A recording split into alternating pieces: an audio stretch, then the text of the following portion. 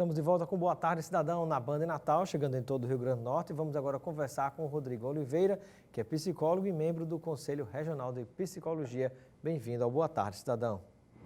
Obrigado, boa tarde a todos e todas. Muito bem.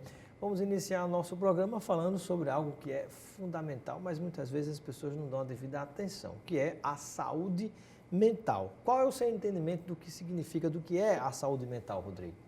Vejam, a saúde mental é o cuidado que a gente tem com a nossa, como é que eu vou dizer, nossos sentimentos, afetos, ideias, né, e comportamentos de maneira geral. Então é o conjunto disso tudo que vai nos auxiliar, né, em um dia a dia mais saudável. Ou seja, é o gerenciamento do estresse, o gerenciamento de nossos processos emocionais, né, um autocuidado, uma autoobservação. Ou seja, estarmos atentos, não vigilantes, mas atentos, né, a como nós lidamos, né, com as exigências de um mundo cada vez mais conectado, cada vez mais ágil, cada vez mais rápido, né, em muitos aspectos. E aí, no meio de tudo isso, nós temos as redes e mídias sociais, que está deixando muita gente cada vez mais acelerada, agoniada. Não bastasse, você já tem tudo na palma da sua mão, que é o celular, virou o computador, virou o escritório ambulante. Você chega em casa aí, não tem mais a história do descanso, não. O trabalho vai com você para casa, por mais que você só trabalhe oficialmente aquelas horas. Exato. Seja você patrão ou empregado, é a mesma coisa. E mistura o momento de lazer com família, com trabalho, e às vezes você está no trabalho e mistura com o momento de que é família, brincadeira e desvia a atenção. Exato. Então, que prejuízos isso pode causar à saúde mental das pessoas? Então, o prejuízo é o excesso, né?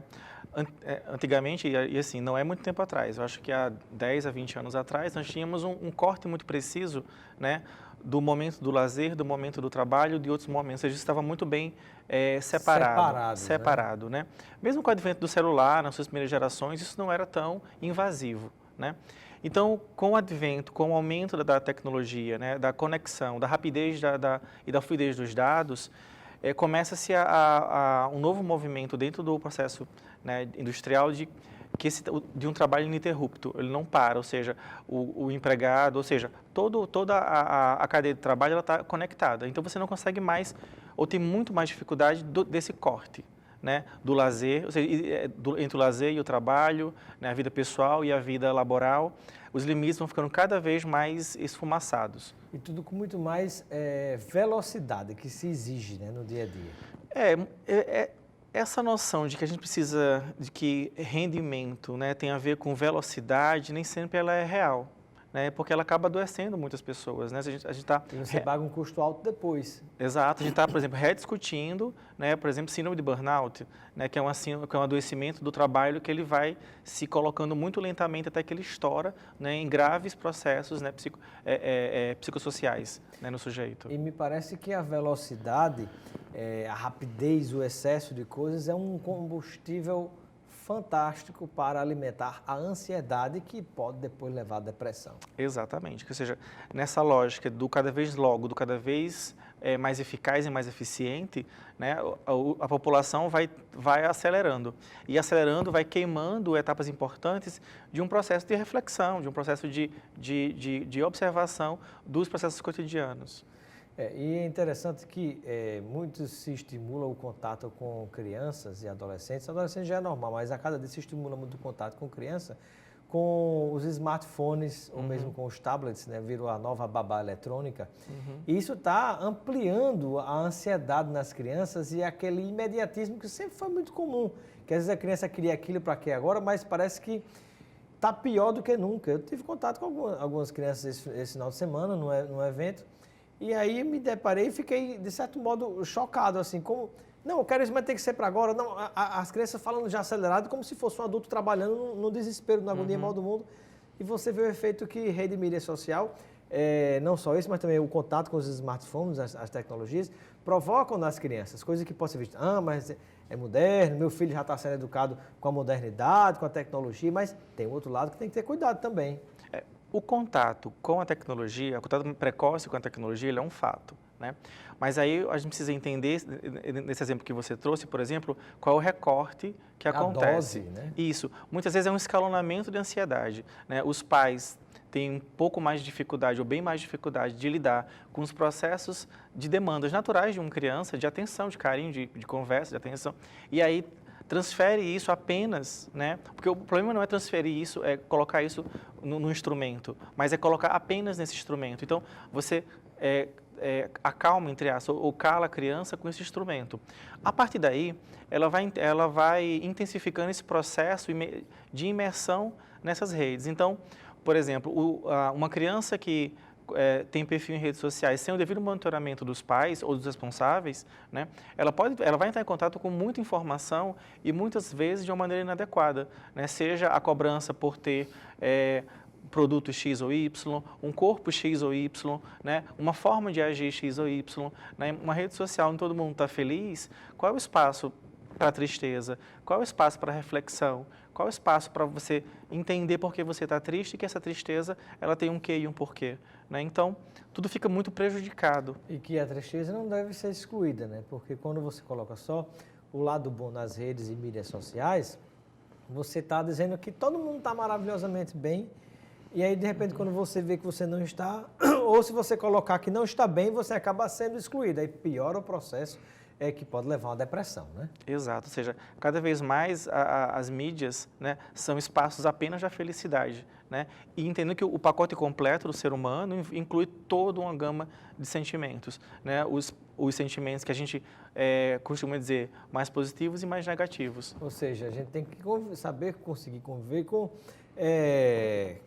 com a vitória, com a derrota, né, com o momento que você está feliz, o momento que você está triste, com a raiva. O momento da dor, da perda, da raiva, da alegria, né, e muitas vezes isso não aparece lá no Facebook, no Instagram, no Twitter, né? Tem certas coisas que não conseguem ter o seu espaço. Exato, e aí quando, por exemplo, o Instagram ele resolve, né, retirar, né, a visualização dos likes, não é necessariamente por uma questão de bondade. Né? É uma empresa, né? Essa empresa ela entende que ela tem que ter engajamento. Né? Os likes dão menos engajamento do que o comentário ou a visualização dos stories, por exemplo, que é uma ferramenta, né, mais recente da rede, digamos assim.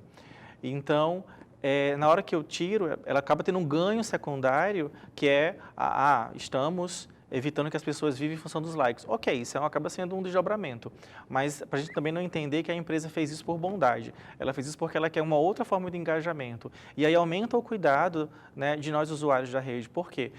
Esse engajamento maior, ele vai solicitar mais dados seus e mais dados sensíveis, né? Dados esses que vão ser usados para compor as estratégias de marketing e de consumo dessas plataformas. É muito comum você ficar recebendo propagandas no Instagram, no Facebook, no Twitter, de acordo com aquilo que você vai clicando, né? Exato. Se você clicar em foto de cachorro, daqui a pouco você vai receber mais foto de cachorro e vai receber propaganda de pet shop e por aí vai em todas as áreas. Então é muito importante você saber que na hora que você consome alguma coisa do ponto de vista de você clicar, dizer que gosta daquilo, aquela plataforma vai compreender qual é o seu perfil psicológico e vai mandar propaganda para você comprar alguma coisa que tem a ver com aquilo que você está curtindo. Né? Exatamente.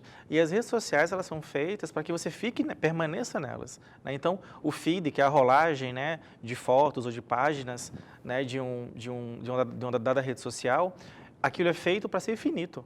Então, quanto mais você rolar, mais vai ter informação. Então, naquilo não tem fim. E um detalhe interessante, né? Quando o Instagram retira a possibilidade das pessoas verem as curtidas, quantas curtidas as outras têm, porque tem gente que vem se alimentando só disso, né? Eu não estou bem porque ninguém curtiu minha foto, a pessoa já se sentia mal. Isso. Ao contrário, a pessoa se achava que estava muito bem porque milhares de pessoas curtiram a sua foto e às vezes era até curtida comprada, como muita gente observava. Mas um detalhe interessante é que na hora que você retira isso, me parece que é uma forma de motivar outras pessoas a continuarem postando coisas de sua vida e curtindo, porque muita gente pensava assim, eu não vou mais frequentar essa rede social não, porque ninguém está curtindo minhas fotos, então não vou mais postar nada. Isso, exato. Talvez tenha sido uma forma de motivar essas pessoas a participarem, né? Exato, é o engajamento, ou seja, a pessoa vai agora postar uma informação de alta qualidade, por exemplo, alta qualidade em termos de dados, que é a foto. Porque a foto tem uma localização, tem uma motivação, né, tem um quê e um porquê. Né, que é diferente apenas da curtida. A curtida ela é impessoal. Né? Eu gostei ou não gostei. Mas... E tem muito robô curtindo, né? Tem muita curtida que é falsa, né? As plataformas têm tentado, através dos seus algoritmos e mecanismos internos, diminuir esses robôs, né? Se salvo engano, eu acho que duas grandes redes sociais fizeram uma grande limpa, né, desses bots, né, desses robôs. Mas aí, eles ainda persistem, mas me parece isso é uma realidade que está posta, mas a gente precisa ter muito cuidado e atenção com a informação que a gente consome, né? Principalmente em momentos como esse de muita fake news, de muita notícia que não é verdadeira. Então, a gente precisa ter o cuidado de checar, né, uma informação antes de compartilhar, né? Nem sempre é possível, mas é desejado que a gente faça isso. Rodrigo, para finalizar, o que é que você poderia compartilhar com os nossos telespectadores em termos de como poder manter esse contato com redes e mídias sociais, com as tecnologias, né, independente da sua idade, mas de uma maneira que não prejudique a sua saúde mental?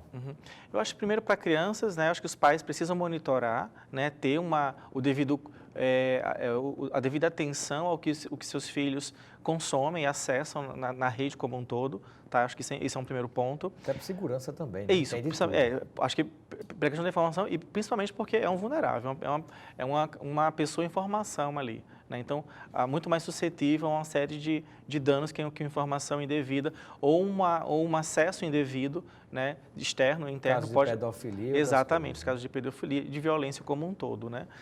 E jovens e adultos, acho que ter uma certa...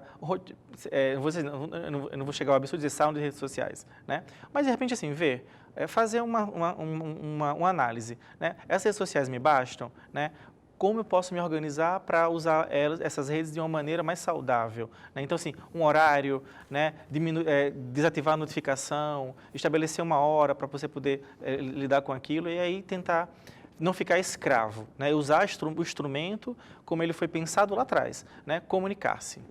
Não se tornar escravo. Exato. Muito obrigado, Rodrigo, agradeço pela sua presença no Boa Tarde, Cidadão. Seja sempre bem-vindo e receba o kit de produto Agradeço. Aproveitar com seus amigos e familiares. Tá certo, agradeço.